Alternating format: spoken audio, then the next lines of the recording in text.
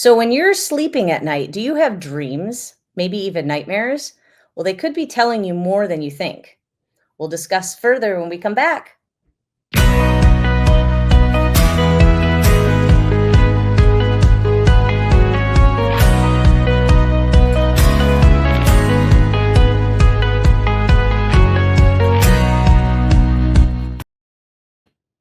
Hey guys, welcome back. I'm Dr. Michael Longyear. This is my lovely wife, Dr. Meaghan Longyear. Today we're going to talk about dreams and sleep.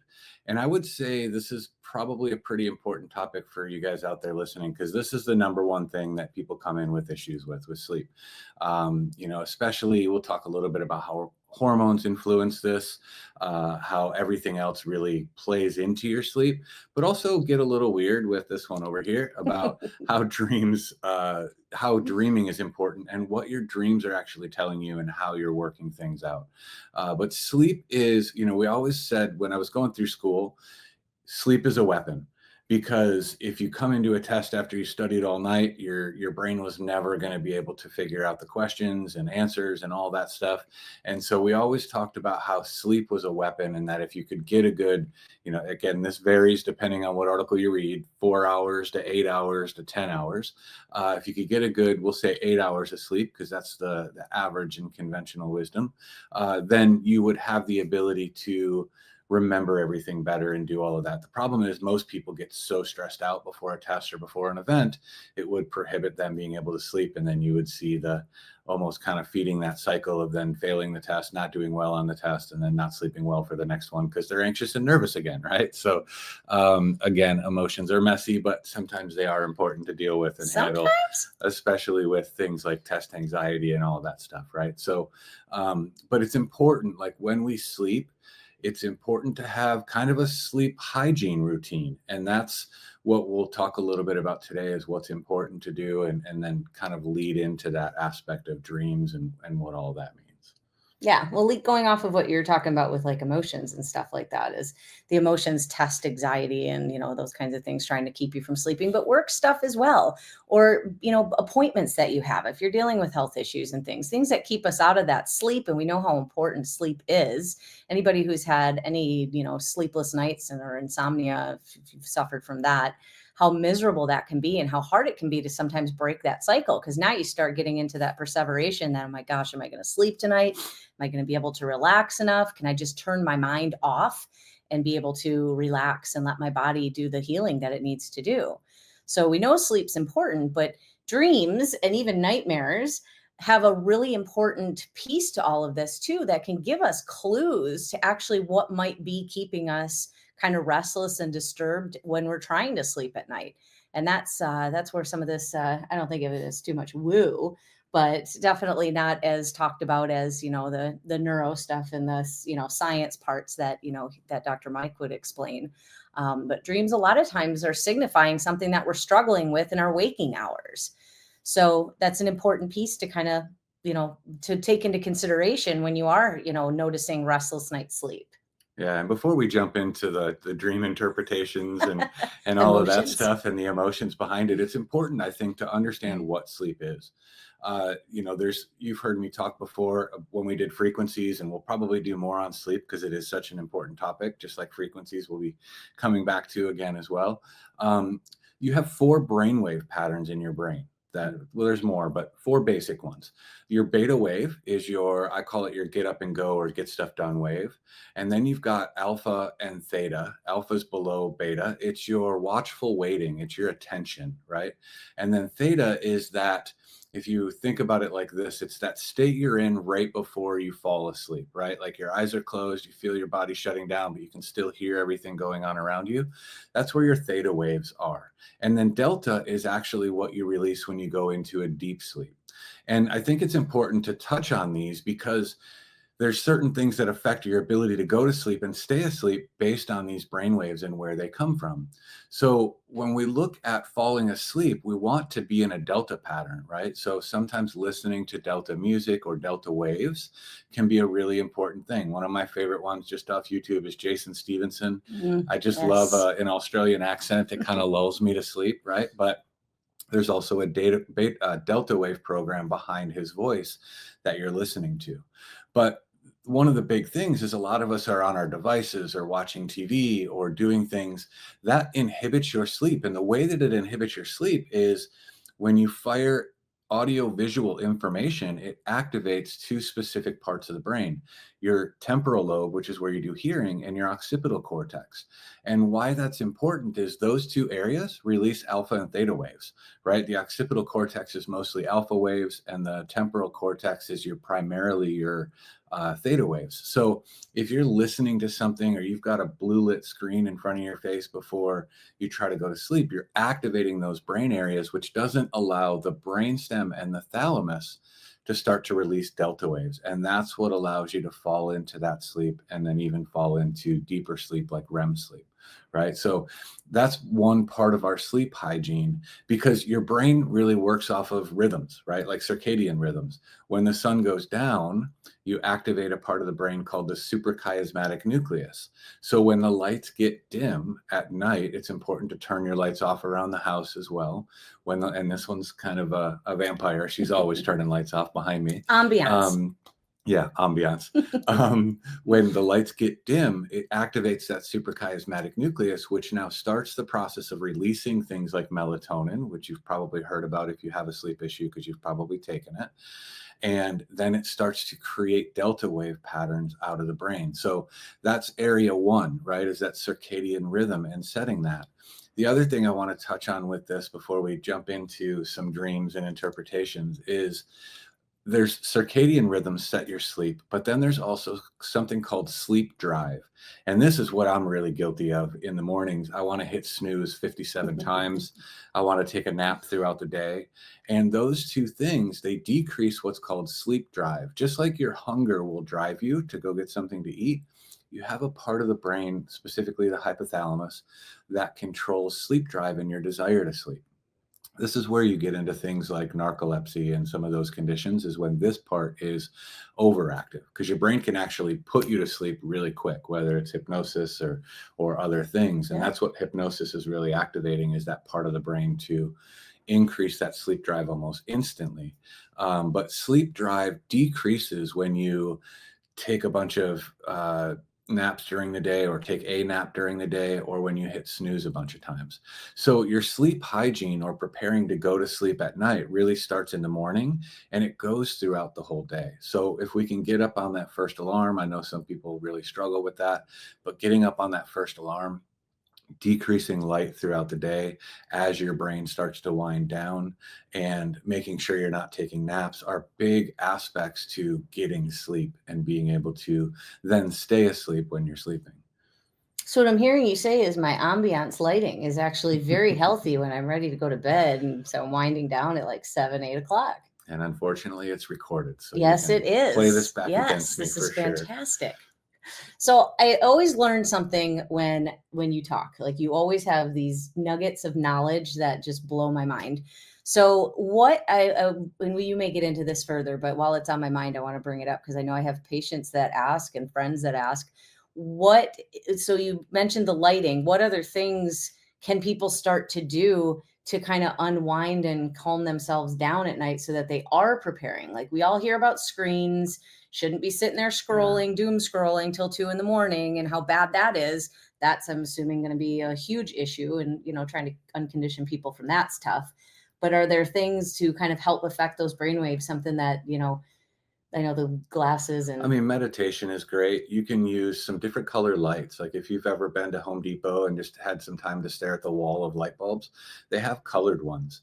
And a lot of times a blue or a green colored light will put you into a sleepier state too. So not only turning the lights down, but even changing the frequency or the color of the lights can be an important way. Listening to delta waves or doing meditations, those types of things, even if it's just 10 or 15 minutes or even 5 minutes that you close your eyes and you kind of go to that place of calmness and of sleep, that's hugely important. Another really big one, Dr. Patrick Porter, he makes the brain taps that if you've been in our office, you've seen those. It's a system that does guided meditation. He always talks about not eating too close to going to sleep, because digestion actually wakes you up. It's your body having to process and do things. So making sure you're not eating too close. And I know, again, another thing I've been guilty of in the past is midnight snacks. We do that when we're super stressed because cortisol starts to ramp up, and cortisol and insulin go together. So we wake up in the middle of the night and need food because we're stressed and we're not actually able to sleep. So that's a reflex that our hypothalamus does to try to get us to calm down. So eating is very parasympathetic. So we use it to calm our body, right? Mhm. But the digestive process can actually keep us awake. So it's important, to manage our cortisol levels and do some of those things. Melatonin are really good. I know we recently started using those sleep gummies with some melatonin and some CBD. Those are all really good tools as well to be able to, one, fall asleep, but then two, there's, falling asleep and staying asleep are actually two separate processes in the brain. And I've always thought that was interesting is, falling asleep is one thing, and staying asleep is a totally different aspect, right? Now you're getting into the brainstem, and for the nerds out there, the reticular activating system and some of those systems that now wake you up. Like a really scary dream will wake you up because you're actually, when you're dreaming, this is another part I thought was fascinating. I always thought when you went to sleep, the brain shut down. And for years, that's what neuroscience thought. The reality is every lobe of your brain actually activates and lights up during dream sequences, things like your favorite part of the brain, the amygdala, right? That's where our fear lives, and our anxiety. That's really active while we're sleeping. The prefrontal cortex is even really active while we're sleeping, as well as the temporal and occipital for, those vivid images we get while we're dreaming, or the sounds we get while we're dreaming. So it's, your brain is super active. So going asleep is about initiating that delta pattern in the brainstem and kind of washing over the brain to put everything to bed. But then staying asleep involves a bunch of different mechanisms. Well, and that makes sense that the brain would be lit up because this is the time of rest, right? That the body's now processing. You always used to say when I was in school, read your material right before you go to bed and then go to sleep and then allow your brain to make connections and put that all together and rest. But the common thing that I'm hearing here is when you're stressed or when your body's perceiving stress, that all of this is just kind of a crapshoot and everything just kind of goes haywire. Sorry, guys. Here we go. So, so we're going to go into what I still think is the most important piece. Obviously, a big piece of most people's lives is the emotional stress that we're dealing with. And what's so cool and fascinating to me was that the part of dreams. Like, of course, your brain's going to be lit up. Like, that's great to hear that there's studies. Like, I'm sure with the sleep studies and things that people do, if they're doing, imaging on the brain to see this, the active part of it as the body's trying to process all this. Well, they say that a lot of dreams are you trying to process through the things you're dealing with in your waking hours. See, as much as I say emotions are messy, and I will also say this, if you don't deal with your emotions, they will deal with you. It's right? On camera. So, and they'll do it in your dreams. They'll literally not allow you to sleep. So, yeah. So, but it gives us, I feel like, is the more that we work through the things that are keeping us stressed. I heard something the other day that it was the way, I think he's a therapist. He works out of the University of Michigan. He's got a really cool, I haven't even shown you the podcast. You're going to really like this. Go Blue. I like Michigan. Absolutely. Already, as soon as I heard that, I was like, oh yes, this is a good one. If he was a Buckeye, we might throw it all out, but he's from Michigan. So we'll listen. Good. We'll pay attention. But he talks a lot about with the emotions and such, and the way that he said it was just fascinating about how, people always say when we do certain techniques, that you focus on the negative emotion, you're processing the negative emotion, and that, we'd rather just think about the positive. We want to think about the positive, but the negative emotion is what's keeping us safe in our world. The part of the brain that's keeping these negative emotions, it's like I look at it like a little file box, and it's keeping these memories to protect you from future harm. And we need that, but we don't need that driving the show all the time. So with dreams, if you're having dreams and interpretations of dreams, you can Google, you can get books. There's lots of things that kind of, flow along together. And then there's things that are kind of all over the place. So, things like you brought up, being stuck in mud where you can't move, or you're trying to move forward and you can't. So you're literally struggling in your life to move forward on something. Maybe you feel stuck, something's holding you back. The falling, feeling like you're not being supported in something that you might be going through, your teeth falling out, or your voice, you can't speak when you're doing a public presentation or something, that you can't get your voice out. You can't get your words out. These are a lot of times just things that you're struggling with in your waking hours that maybe you're just not consciously letting yourself put focus on of, okay, there's an issue here. Let me figure out a way to work through this so that I'm not trying to process that while I'm sleeping. When, as we know, we need this deep sleep, we need this restorative sleep, but our brain's going to do what it needs to do to, again, protect us and to, work through these things. So nightmares can be, it's just, those are just much more intense emotions, kind of giving us, okay, this is a big problem in your life. In your waking hours, pay attention in your day, because a lot of times that's where people, a lot of times, I know you do this, you have the same when people we're working with or friends and family that we're talking to, and there'll be a reoccurring theme that they're talking about. And it's like, you can hear that there's a fear, that there's something that they're really wrapped up on, but not always, ourselves included. I get called out all the time by my friends and my colleagues. Like, did you notice that you keep saying that? No. I'm not dumb enough to call her out. Yeah, he's learned. But that you awareness, we don't have the awareness, because that part of the brain that's just living in that survival and just trying to make sure we're safe and protected is running the show. So like Dr. Mike always talks about, that prefrontal cortex, it's not as active because we're living in that space of dangers around, I'm stressed. So we're driving all of those things. But our dreams can be so much a help in communicating to us things that we may not recognize in our waking hours that we're struggling with.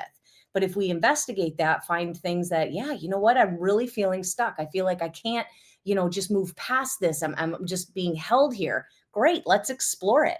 We can't always figure those things out consciously. Sometimes, like with the technique that we use in the office, neuroemotional technique, we're asking the body, why are we holding on to this? What is it that you're still thinking about deep inside that limbic brain that's not allowing you to, do what it is, break free of this, so that you can take the steps into healing or, accomplishing something? Is it fear that's holding you back? Resentment, grief? There's tons of different emotions out there. They're neither good nor bad. They just are a piece of us. But as we can unravel that and allow our bodies to release it, then we get a more clear picture, and we're not being held captive to these, these different emotions that can be pretty debilitating. So what does it mean in a dream if you kill Freddy Krueger with chapstick? Oh my gosh. So I have to give some context. This is still to this day the most vivid dream I've ever had. I was probably, I don't know, 14 or 15, and I killed Freddy Krueger with chapstick. And it was, for a long time, I never remembered my dreams. And, it's interesting now that I say it out loud. It was right around maybe 5th grade when I had that dream. Actually, it was earlier than 14, 15. Doing some emotional work, I found out I have a black hole in my brain for like 5th grade. I don't have any memories from that, but that's when I killed Freddy Krueger with chapstick. And it is still one of the first dreams I remember having. And it is still very vivid in my mind. Interesting. So I don't know what that means. Maybe I slayed my demons and that's where the memories started to open back up, or maybe Freddy was in my dreams and that's why I don't have any memories from 5th grade. Maybe that's it. I knew you'd figure it out. Freddy's for real. Freddy's for real, man, for sure. But it's, dreaming is important for all of those things that you just said, right? Is to work out your emotions and work out all of that. The other big reason that it's important to dream and remember your dreams, right, is one, to know what you've got to work out, but two, it signifies that you've dropped into a part of sleep called REM sleep. For those of you who wake up too much throughout the day or too much throughout the night, or, you might wake up at 2, at 5, and at 7, there's organ clock stuff. And I don't know that we'll get into that this time around, but maybe we'll do the next one on that. Traditional Chinese medicine things that say if you're waking up at the same time every day, it's probably related to an emotion and an organ system. But it means if you're waking up a lot that you're not falling into that REM sleep. And REM is where you dream. The other really important thing that happens in REM from a neurological perspective is you've got these connections in your brain known as synapses. And when they fire information, there's a waste product that's associated with that. And so it'll literally build up gunk in those connections, and it doesn't allow the connections to be super tight. But what happens when you sleep is those connections open up and you bathe the whole brain in cerebral spinal fluid. It's supposed to move, right? And that knocks off all the gunk and debris, and those connections come back stronger and more solidified. It's why they've done a lot of research on neuroplasticity, and the less you sleep, the less neuroplasticity you have, or less ability you have for your brain to learn new things. So important. It's why when you go to sleep, whatever you read right before you go to sleep, if you got to take a test, whatever you need to remember or you're having trouble remembering, read right before you go to sleep, because it will literally be burned in that synaptic connection and form a really strong bond. But then it opens up this part of the brain called the glymphatic system too, which is what's responsible for kicking out the debris in our brain. And Okay. so when you don't use your glymphatic system and drain everything and you get a buildup of toxins, they found that that's associated with everything from Alzheimer's to MS to Parkinson's, depression and anxiety. So that's why, we always said it through school, sleep is a weapon, but in your life, sleep is a weapon to keep you from degenerating, to keep you from getting foggy and brain fog and all of those things that are associated with poor sleep patterns.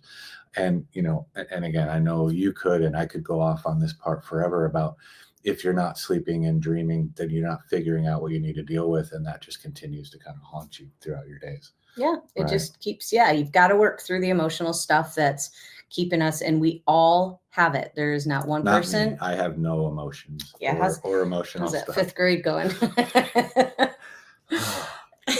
Instant karma. That's instinct. I said I said it, and you're already using it against me. And getting a little bit of that, bringing a little bit of that woo into it, because I know that some of you out there listening are into a little bit more of the, the wooey stuff.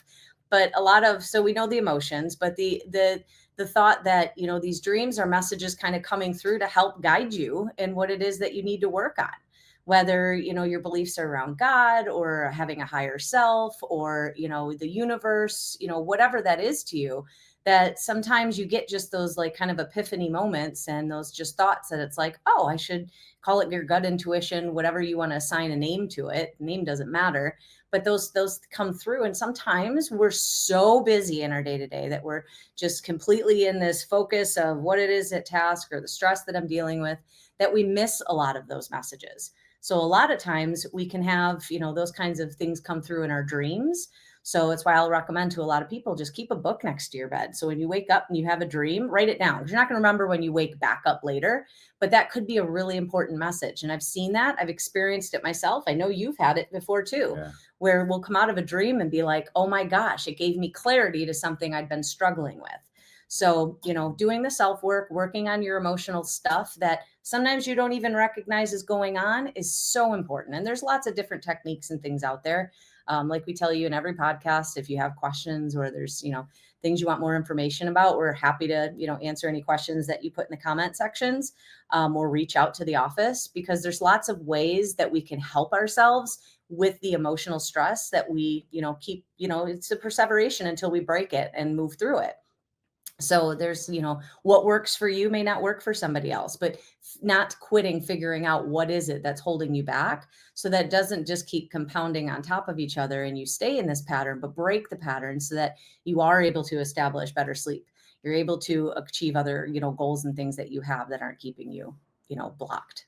Yeah, because sleep is important, right? It'll mess with hormone cycles like estrogen, progesterone, testosterone. It messes with cortisol, and all of those things mess with sleep, right? So it's a cycle that kind of completes itself. But I love the dream journal thing, right? That my dream journal kind of became my book. And like I said, dealing with your emotions, sometimes if you don't, they will deal with you. I literally woke up with nightmares and just had to write them down. And then eventually it was 10,000 words, and I ended up turning it into a book to try to help other people. But so the dream journal thing, I think, is huge. And having that will allow you to get better sleep. If you're having that reoccurring thing and you're waking up and writing it down, sometimes just the act of that, getting it out of your brain, rewires how you're doing. And then don't forget, your sleep hygiene starts when you wake up in the morning. Don't try. There is no try, only do, right? I get yelled at for saying try a lot by some of my mentors. Dr. LaMarche, if you're watching, sorry. But when we use the snooze, that sets or decreases our sleep drive, which is going to give us harder time falling asleep. If we're napping constantly, find a green light or a blue light if you feel like that helps. Set the ambiance, as Dr. Meg says and does around our house, by turning the lights down to allow the brainwaves to start to change and get out of that beta. Put the phone down. Mhm. 45 minutes, 30 minutes before you go to sleep. That screen so close is activating, not only the suprachiasmatic nucleus, but other parts of the brainstem and frontal lobes and all that kind of stuff, and keeping your brain in a state where it doesn't want to go into delta. Listening to some delta waves. All of those are things that we can do to really start to set our pattern, right? Yep, agreed. Because sleep's important. Your dreams are telling you stuff. Pay attention, do the work, and get better results. So turn us off and go to sleep. And we'll see you next time. Thank you, guys.